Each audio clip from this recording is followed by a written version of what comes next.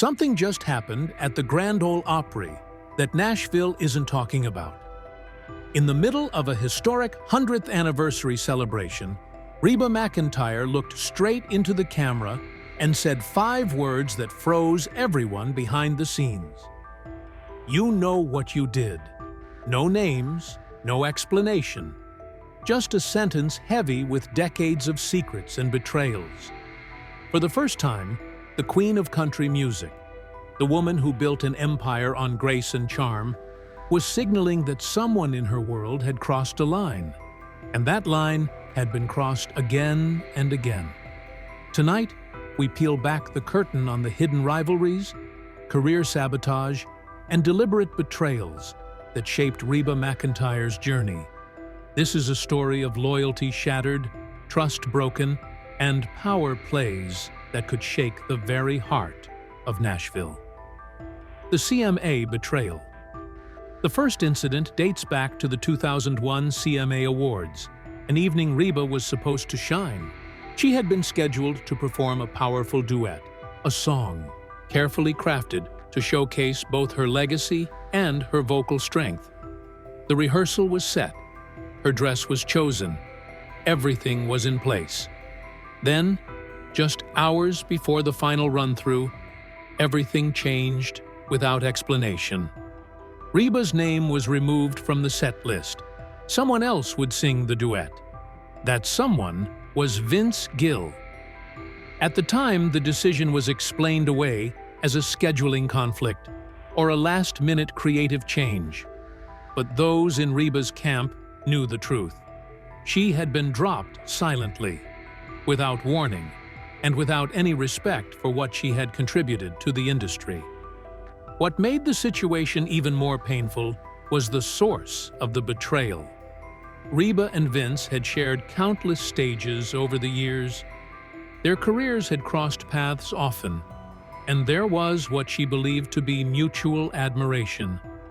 She thought they were friends, but when she was pushed aside, Vince never reached out. There was no call, no backstage apology, no acknowledgement that anything had happened at all. The silence said everything. Reba was furious, but she handled it the way she always did. She stayed composed. She did not lash out in interviews or take swipes in the press. She simply moved forward, but she never forgot who had stood by silently when she was pushed aside. Industry insiders point to this moment as the beginning of Reba's disillusionment with Opry politics. Vince's rising influence in Nashville was well known at the time. He had strong ties to decision-makers, and many believe he could have prevented the swap, or at least protested it. He chose not to. Years later, in a rare interview about painful industry moments, Reba cryptically referenced a performance that never aired. She did not elaborate then, but the meaning is now painfully clear. That duet was not just a song. It was a symbol of her position, her power, and how easily both could be stripped away by people she had trusted. The anthem she never sang. While the first betrayal stung, what happened next left an even deeper scar. This one was not a single moment. It was a pattern, a slow but calculated effort to exclude Reba from the very spaces she had helped build. It started with a collaborative project in the early 2000s, an all-star country track celebrating tradition and legacy. Reba was initially invited to contribute vocals. She accepted eagerly, honored to be part of something that celebrated the roots of country music. But when the final lineup was released, her name was missing. According to multiple sources involved in the session, Travis Trit had voiced concerns about her participation. He allegedly felt the song should remain a certain type of anthem, and that her inclusion would change its tone. Whether it was ego or old-fashioned gatekeeping, his influence swayed the producers. Reba was dropped without any official notice. She learned about the decision from a friend on the studio team. The erasure did not end there. That same year, Reba was booked to perform at a charity event in Georgia, an event organized largely by management circles connected to Trit. She accepted the invitation, blocked the date on her schedule, and rehearsed a full set. But just days before the concert, her appearance was quietly canceled. No explanation was given. No public mention was made. When organizers were asked about her absence, they simply said her performance no longer fit the program. Friends close to Reba say she was hurt more by the silence than by the exclusion itself. No one spoke up. No one fought for her spot. And the person who could have made a difference chose not to. Later, when Reba was asked about Trit during a press event, she gave a one-line answer that sounded like a simple brush-off to most people. "We do not sing in the same key." But for those who understood the context, the statement was loaded. She was not talking about music. She was talking about values, about who holds the door open in this industry and who quietly slams it shut when no one is watching. When friendship betrayed, Reba's relationship with Tanya Tucker had once been one of genuine camaraderie. Two powerhouse women holding their own in a male-dominated industry. They came up in the same era, faced the same battles, and often cheered each other on from the sidelines. That solidarity made what happened next even more devastating. In the mid-90s, Reba was in talks to co-host a major televised tribute event for the Country Music Hall of Fame. It was a prestigious role, and executives had her listed as the top choice. But days before the final announcement, everything changed.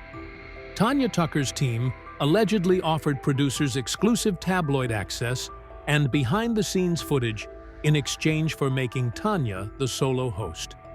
The deal worked. Reba was dropped without warning. She learned about the switch not from Tanya, but from her own publicist, who had been blindsided by the sudden change in press materials. The shock was not just professional, it was deeply personal. Reba had trusted Tanya. She had never expected a friend to undercut her for headlines. In the years that followed, the relationship grew colder. They appeared together less and less frequently. At red carpet events, they barely exchanged words. The final rupture came in 2014 when Reba was excluded from an all-female tribute performance celebrating pioneers in country music. Tanya led the performance. Reba was not even invited. When fans noticed her absence and protested online, Tanya posted a short, dismissive message. "Not everyone gets an invite to the party." No names were mentioned directly, but everyone knew who she meant. Reba did not respond publicly. She never does, but those close to her say that moment sealed the rift permanently.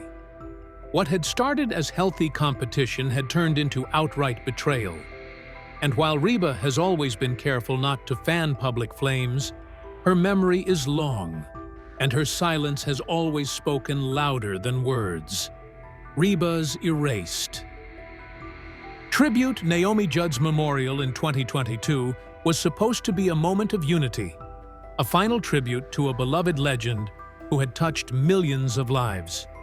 Reba had been asked to perform a closing number chosen specifically for her emotional connection to the Judds and her standing as one of country music's most respected voices. She prepared carefully, rehearsed quietly, and made space in her schedule to honor Naomi properly. It should have been a beautiful moment. It became something else entirely. Just one day before the event, everything changed. According to insiders, 2 Opry-affiliated board members intervened and reshuffled the entire lineup. Reba's slot was moved up. Her performance was shortened. Her role in the program was dramatically reduced. She received no personal call, no explanation. She saw the changes in a revised rundown that was emailed to her team. The board members involved had history with her. One had clashed with her previously over Opry scheduling decisions. The other had once questioned her prominence at televised events, reportedly calling her overfeatured. The decision to cut her tribute was not random, it was political, and it was personal. Reba performed anyway. She arrived on time, sang her song with grace, and left without lingering. She skipped interviews. She missed the after-event dinner. She went home. In a podcast appearance weeks later, when asked about the experience, she chose her words carefully. "That night broke my heart in more ways than one." She did not elaborate. She did not need to. Those close to her say the incident left her devastated. Naomi had been a peer and a friend. Reba had wanted to honor her sincerely. Instead, she felt erased from a moment that should have mattered, pushed aside because powerful people decided she should not have the spotlight. When she later began referencing 5 unforgivable betrayals, this event was unmistakably among them. It was not just about losing a performance, it was about losing the chance to say goodbye on her own terms. The tour Reba lost. The final name on Reba's private list remains the most closely guarded secret of all, a mystery that no one in her inner circle has been willing to confirm publicly, despite years of speculation and countless attempts by journalists to pry it loose. Unlike the other betrayals, which insiders have discussed in hushed tones and off-the-record conversations, this one exists behind a wall of absolute silence. But multiple industry sources who have worked closely with Reba over the decades say the 5th betrayal involves a country legend tied to a business deal that went catastrophically sideways in the early 2000s. A deal that was supposed to change the trajectory of her career and instead became a lesson in how quickly trust can be weaponized. The figure in question allegedly approached Reba with an offer that seemed too good to pass up, a co-headlining tour that would have paired 2 of country music's biggest names on stages across America. This was not a casual conversation or a vague possibility discussed over drinks at an industry event. This was a formal proposal with dates, venues, and financial projections. Reba's team began clearing her schedule, pushing back other commitments, and turning down opportunities that conflicted with the tour dates. Marketing materials were drafted. Promotional strategies were discussed. Her entire operation pivoted to prepare for what everyone assumed would be one of the landmark tours of the decade. Then, without warning, the rug was pulled. The tour went ahead as planned, but Reba was not part of it. Another artist had taken her place. There was no phone call to explain what had happened, no meeting to discuss the change, no professional courtesy extended to someone who had spent months reorganizing her entire year around this commitment. She learned about the switch the same way the public did, through industry announcements and press releases. The humiliation was profound. Reba had told people about this tour. She had made promises based on promises made to her. Now she was left standing in front of the entire Nashville establishment, looking like someone who had either lied or been foolish enough to count on a handshake that meant nothing. For a woman who had built her reputation on reliability and professionalism, the damage went far beyond a missed business opportunity. There is rampant speculation about who the 5th name might be. Some point toward Garth Brooks, whose touring empire in that era was unmatched and whose business decisions often reshaped the entire industry around him. Others mention Alan Jackson, a contemporary whose career arc intersected with Reba's at numerous critical moments. A smaller contingent suggests the betrayal came from an influential Opry board member who held dual roles in both the institutional and commercial sides of Nashville, someone with the power to make and break deals without ever appearing in the spotlight. Whoever it was, Reba's silence on this one is total and unyielding. She has never discussed it publicly, not even in the vague metaphorical terms she has used, when referencing other painful moments in her career. Those who have worked closest with her recall that she considered this betrayal a turning point unlike any other, the moment when she stopped trusting certain Nashville veterans completely and began keeping her inner circle smaller than ever before. The wound was never about missing a tour or losing stage time. It was about discovering that a promise from someone she respected meant absolutely nothing when a better option came along. A deal made behind closed doors, a commitment abandoned without explanation, and a career move that left her exposed and humiliated in front of people who were supposed to be her peers. That kind of betrayal does not fade with time. It calcifies into something permanent. The fallout. Reba's offhand comment at the Opry anniversary was not just a personal moment of release. It was a seismic event that rattled the institution to its foundation. The Grand Ole Opry has long operated under an unwritten code that everyone in Nashville understands intimately. Public unity, private discipline. What happens backstage stays backstage. Feuds are handled quietly. Grievances are buried before they reach the press. The machine keeps running smoothly because everyone agrees to smile for the cameras and save the knives for the shadows. For a century, this system has protected reputations, preserved alliances, and kept the country music industry looking like one big, happy family. Reba's decision to pierce that silence, even with just 5 carefully chosen words, sent tremors through every office on Music Row and every dressing room at the Opry. Since her remark went public, the atmosphere in Nashville has shifted in ways that longtime insiders find deeply unsettling. Artists who had always been comfortable and candid at press events have suddenly become guarded, choosing their words with a precision that feels almost rehearsed. Producers have begun tightening scripts for televised appearances, adding layers of approval before anyone steps in front of a microphone. Internal board communications at the Opry have become more controlled than ever, with emails and meeting notes now treated like potential evidence rather than routine paperwork. One longtime Opry staffer described the mood as walking on glass, saying it felt like someone had lit a fuse and everyone was waiting to see what would explode next. The institution has spent 100 years building a carefully polished image, and any crack in that facade threatens to bring the whole structure down. The fear circulating through Nashville is not really about what Reba has already said. It is about what she might say next, and more importantly, who might follow her lead. If she, the queen of country diplomacy, the woman who built her entire brand on grace and composure, could finally speak up after decades of swallowing her pain, then the floodgates might be opening for everyone else who has been holding back. Younger artists, especially women who have faced their own struggles in a male-dominated industry, have quietly expressed admiration for what Reba did.